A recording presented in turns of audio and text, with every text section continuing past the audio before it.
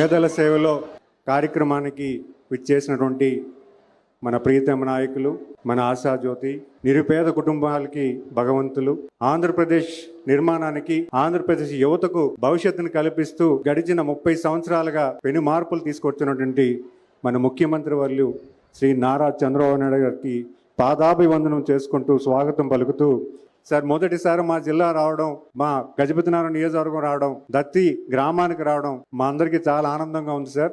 చెప్పాలి, ఎందుకంటే 3 రోజులు ఎప్పుడైతే మీరు వస్తున్నారని తెలిసిందో, ఇక్కడ ఉన్నటువంటి 10 గ్రామాలు గడిచిన 3 రోజుల్లో ప్రతిరోజు దత్తి గ్రామానికి వచ్చి మీరు ఎప్పుడు వస్తారని 1000 కళ్ళతో వేచి చూస్తున్నారు సార్. వాళ్ళందరూ కూడా ఆనందం ఎంతంతా లేదు. మిమ్మల్ని చూడాలని, మిమ్మల్ని కళ్ళారా చూడాలని ఎంతో తమిస్తున్నటువంటి వాళ్ళందరి తరఫున నేను మీకు ధన్యవాదాలు తెలియజేసుకున్నాను సార్.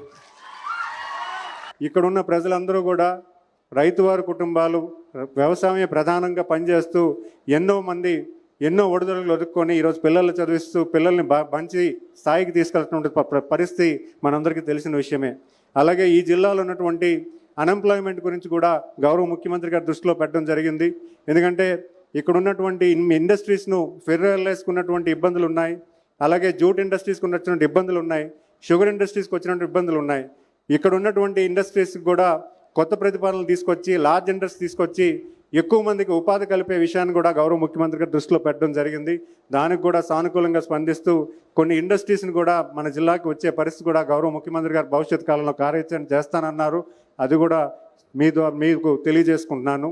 మరి అంతేకాకుండా ఈరోజు ముఖ్యంగా మనం చెప్పుకోవాల్సిన విషయం, గౌరవ ముఖ్యమంత్రి గారు ఆయన ఎప్పుడూ కూడా ఆయన పరిపాలనలో 30 సంవత్సరాలుగా నిరుపేద కుటుంబాలని ఎలాగ పైకి తీసుకురావాలి, చదువుకున్న వాళ్ళని ఎలాగ పెంచాలి, చదువుకునే వాళ్ళకి అవకాశాలు ఎలా కల్పించాలి అనే ప్రాధాన్యతతో 30 సంవత్సరాలు ఆయన పరిపాలన ఉన్నప్పుడు లేనప్పుడు ఎప్పుడు కూడా ప్రజల గురించి ఆలోచించి పనిచేస్తున్నటువంటి వ్యక్తి ఈరోజు మనందరికీ కూడా ఒక దిక్సూచి ఎన్నో విషయాలు మనకు చెప్తారు.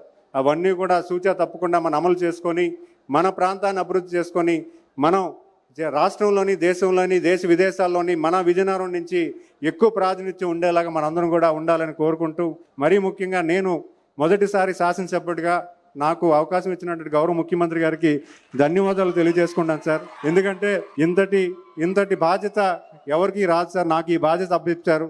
ఎంతోమందికి కుటుంబాలకి సాయం చేసే అవకాశం నాకు కల్పించారు. ఖచ్చితంగా మీరు ఇచ్చినటువంటి ఈ బాధ్యతని, వాళ్ళు ఇచ్చినటువంటి రుణాన్ని ఖచ్చితంగా నేను చేసుకుంటానని ఈ సభా వేదికగా తెలియజేసుకుంటూ ధన్యవాదాలు తెలియజేసుకుంటాను. నమస్కారం. జై తెలుగుదేశం.